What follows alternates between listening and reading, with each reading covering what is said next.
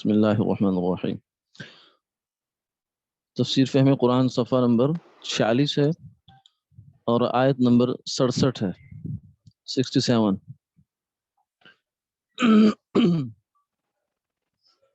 وعلیکم السلام۔ 11ویں نعمت، نامعلوم قاتل کو معلوم کرنے کی تدبیر بتانا۔ یہ بھی ایک انوکھا واقعہ تھا، اور چونکہ بنی اسرائیل کے ساتھ ہوا تھا تو یہ ان کا ایک امتیازی خصوصیت بھی بن گئی، اور ان کا جو اس وقت کا ایشو اور مسئلہ تھا وہ بھی حل ہو گیا، تو اس لحاظ سے یہ نعمت ہے۔ بنی اسرائیل میں ایک خون ہو گیا تھا، جس کی وجہ یا تو وارثوں کا طمع مال تھا، یعنی ایک آدمی کے پاس مال بہت تھا تو لوگوں کی کسی شخص نے مقتول کی کسی لڑکی سے شادی کی درخواست کی تھی، مگر مقتول نے انکار کر دیا اور اس شخص نے اس کو قتل کر دیا۔ قاتل لاپتہ تھا، اس کا پتہ نہ لگتا تھا، اور توریت بھی ابھی نازل نہ ہوئی تھی۔ بنی اسرائیل نے اس میں پتہ چلتا کہ اس طرح کے واقعے کا کیا حکم ہے۔ بنی اسرائیل نے موسیٰ علیہ السلام سے عرض کیا کہ ہم چاہتے ہیں کہ قاتل کا پتہ چلے، انہیں انوکھی ڈیمانڈ کر دی۔ ایک تھا نا کہ ہم یہ کہ چاہتے ہیں کہ حکم پتہ چلے کہ اب اس کا کرنا کیا ہے، سولوشن کیا ہے اس مسئلے کا۔ ان کا نہیں، ہمیں تو انفارمیشن چاہیے کہ قاتل کا پتہ چلے۔ آپ نے بحکم خداوندی ایک بیل ذبح کرنے کا حکم دیا کہ بیل ذبح کرو، جس سے قاتل کے سراغ لگنے کا طریقہ قصہ کے آخر میں معلوم ہوگا کہ ذبح شدہ بیل کے کسی ٹکڑے سے مقتول کی لاش کو چھو دو، اس کا گوشت لو اور لاش کو لگاؤ، اس سے مقتول وقتی طور پر زندہ ہو کر خود قاتل کا نام بتا دے گا کہ فلاں نے مجھے قتل کیا، لیکن یہ تھوڑی دیر کے لیے ہوگا، پھر وہ فوت ہو جائے گا دوبارہ۔ انہوں نے اپنی عادت اور جبلت کے مطابق اس میں حجتیں نکالنا شروع کر دیا، حالانکہ بات بالکل سیدھی تھی کہ کوئی سا بھی بیل پکڑتے اور اس کو ذبح کرتے ویسا کر دیتے، تو انہوں نے حجتیں شروع کر دی۔ اسی کا بیان ہے، اعوذ باللہ من الشیطان الرجیم، وَإِذْ قَالَ مُوسَى لِقَوْمِهِ إِنَّ اللَّهَ يَأْمُرُكُمْ أَن تَذْبَحُوا بَقَرَةً قَالُوا أَتَتَّخِذُنَا هُزُوًا قَالَ أَعُوذُ بِاللَّهِ أَنْ أَكُونَ مِنَ الْجَاهِلِينَ قَالُوا ادْعُ لَنَا رَبَّكَ يُبَيِّن لَّنَا مَا هِيَ قَالَ إِنَّهُ يَقُولُ إِنَّهَا بَقَرَةٌ لَّا فَارِضٌ وَلَا بِكْرٌ عَوَانٌ بَيْنَ ذَلِكَ فَافْعَلُوا مَا تُؤْمَرُونَ قَالُوا ادْعُ لَنَا رَبَّكَ يُبَيِّن لَّنَا مَا لَوْنُهَا قال إنه يقول إنها بقرة صفراء فاقع لونها تسر الناظرين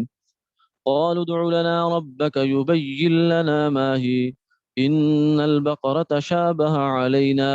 وإنا إن شاء الله لمهتدون قال إنه يقول إنها بقرة لا ذلول تثير الأرض ولا تسقي الحرث مسلمة لا شية فيها قالوا الآن جئت بالحق فذبحوها وما كادوا يفعلون صدق اللہ العظیم۔ وَإِذْ قَالَ، اور جب کہا موسیٰ علیہ السلام نے لِقَوْمِهِ اپنی قوم سے،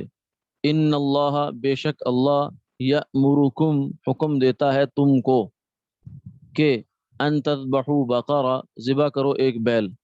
قالوا وہ بولے کیا تو بناتا ہے، اتتخذنا کیا تو بناتا ہے ہم کو، حضوا مسخرہ۔ کہا موسیٰ علیہ السلام نے اعوذ باللہ میں پناہ لیتا اللہ کی، ان اکونا اس بات سے کہ میں ہو جاؤں، من الجاہلین جاہلوں میں سے۔ قالوا وہ بولے کہ دعا کر، ادعو لنا دعا کر ہمارے واسطے، ربک اپنے رب سے،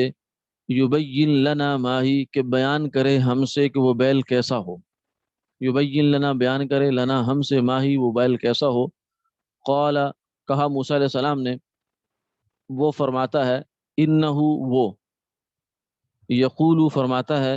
انہا کہ وہ بیل ہے، بقرۃ بیل ہے، لا فارض نہ بوڑھا، ولا بکر نہ بہت بچہ، عوان پٹھا ہو، بین ذالک دونوں عمروں کے درمیان، وسط میں۔ یعنی اللہ فرماتے ہیں کہ وہ بیل ایسا ہونا چاہیے، نہ بوڑھا ہو نہ بہت جوان ہو، پٹھا ہو بیچ کا، یہ نہیں جیسے بچڑا جیسے کہتے ہیں کہ ذرا تھوڑی سی پختہ عمر کا ہو جائے۔ آگے فرمایا ففعلوا ما تؤمرون، سو کر ڈالو، ففعلوا سو کر ڈالو، ما جو، تؤمرون تم حکم دیے گئے ہو۔ قالوا بولے، ادعو دعا کر، لنا ہمارے واسطے، ربک اپنے رب سے، کہ یبین وہ بیان کرے، لنا ہمارے لیے، ما کیا ہے، لونہا اس بیل کا رنگ، لون رنگ کو کہتے ہیں، ہاں ضمیر۔ قال کہا موسیٰ علیہ السلام نے، انہو بے شک وہ، یقولو یعنی اللہ تعالیٰ، یقولو فرماتا ہے، انہا کہ وہ، بقرۃ بیل ہے، صفرا زرد رنگ، زرد خوب گہرا ہو اس کا رنگ، تسر الناظرین، فاقع یہ ہے خوب گہرا، تسر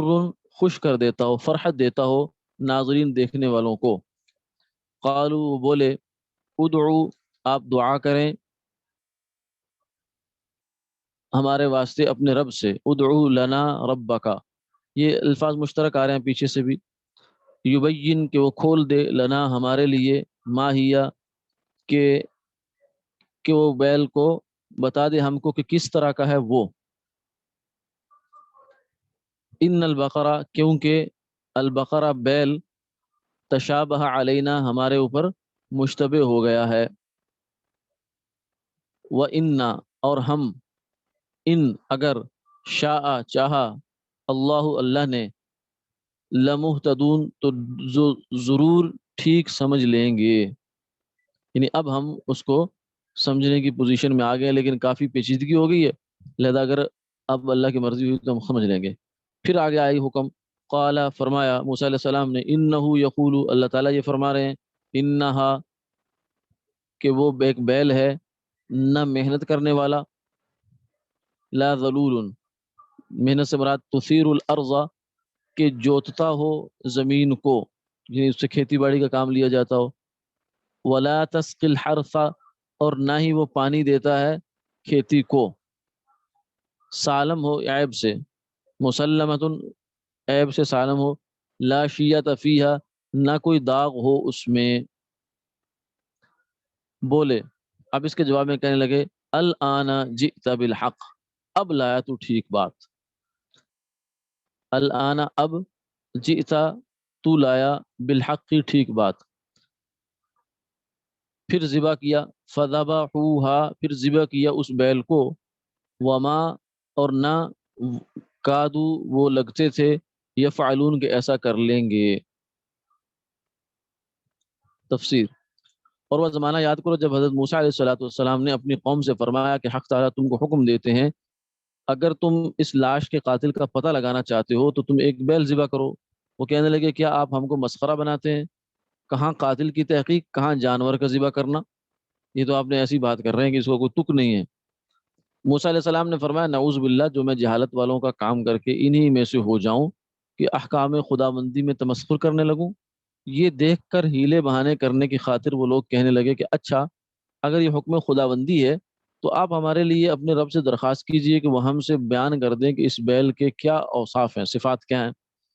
آپ نے فرمایا کہ وہ میری درخواست کے جواب میں یہ فرماتے ہیں کہ وہ ایسا بیل ہو کہ نہ بوڑھا ہو نہ بہت بچہ، بلکہ پٹھا ہو دونوں عمروں کے وسط میں۔ سو اب زیادہ حجت مت کرو، بلکہ کر ڈالو جو کچھ تم کو حکم ملا ہے۔ کہنے لگے کہ اچھا یہ بھی درخواست کر دیجیے ہمارے لیے اپنے رب سے کہ وہ ہم سے یہ بھی بیان کرتے ہیں کہ اس کا رنگ کیسا ہو۔ آپ نے فرمایا اس کے متعلق حق تعالیٰ یہ فرماتے ہیں کہ وہ ایک زرد رنگ کا بیل ہو جس کا رنگ تیز ہو کہ ناظرین کو فرحت بخش ہو۔ کہنے لگے کہ اس دفعہ اور ہماری خاطر اپنے رب سے دریافت کر دیجئے کہ وہ اول بار کے سوال کا جواب ذرا اور واضح ہم سے بیان کر دیں کہ اس کے اوصاف کیا کیا ہوں، کیونکہ ہم کو اس بیل میں قدر اشتباہ یہ باقی ہے کہ وہ معمولی بیل ہوگا یا کوئی اور عجیب و غریب جس میں تحقیق قاتل کا خاص اثر ہو، اور ہم ضرور انشاءاللہ اس قصہ کو ٹھیک سمجھ جائیں گے۔ موسیٰ علیہ السلام نے جواب دیا کہ حق تعالیٰ یوں فرماتے ہیں کہ وہ کوئی عجیب و غریب جانور نہیں ہے، یہی معمولی بیل ہے، البتہ عمدہ ہونا چاہیے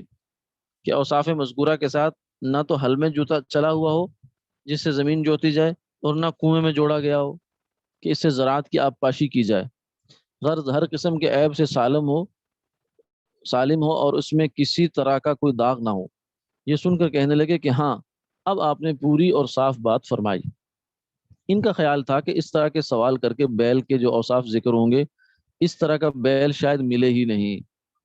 اور یوں وہ حکم سے بچ جائیں، لیکن تلاش کرنے پر ویسا بیل مل گیا۔ انہوں نے مجبور ہو کر اس کو خریدا، پھر اس کو ذبح کر دیا، حالانکہ بظاہر کرتے ہوئے معلوم نہ ہوتے تھے، پھر بالآخر کرنا ہی پڑا بیچاروں کو۔ فائدہ ہیں؟ پیلا، ہاں، یہ سنہری کہہ لیں آپ، سنہری رنگ کے قریب قریب۔ حدیث میں ہے فائدہ نمبر 1، حدیث میں ہے کہ اگر وہ یہ حجتیں نہ کرتے تو اتنی قیدیں ان کے ذمے نہ ہوتی، جو بیل بھی ذبح کر دیا جاتا کافی ہو جاتا۔ تو اس سے ایک اصول یہ علماء نے نکالا کہ دین کے معاملے میں بھی اور ویسے عام معاملات میں بھی جس سوال کی ضرورت نہ ہو وہ نہیں کرنا چاہیے، ورنہ نتیجے میں آدمی پھنس جاتا ہے۔ جیسے ایک ملازم سے آپ نے کہا کہ جاؤ بازار سے فلاں چیز لے آؤ، اب وہ جب آپ نے کہہ دیا تو گاڑی بھی کھڑی ہے، بائک بھی کھڑی ہے، رکشہ بھی جا سکتا ہے، پیدل بھی جا سکتا ہے، تو اب اس کو چاہیے تھا کہ وہ جو چیز اس کو اچھی لگتی چلا جاتا اس طریقے سے، کیونکہ آپ نے تو کوئی پابندی نہیں لگا کہ کیسے جانا ہے، آپ کو تو چیز سے غرض ہے۔ اب اس نے کہہ دیا کہ جناب بائک پہ جاؤں یا گاڑی پہ جاؤں، تو آپ نے کہا گاڑی پہ جاؤ، اب اس کو گاڑی پہ جانا پڑ گیا۔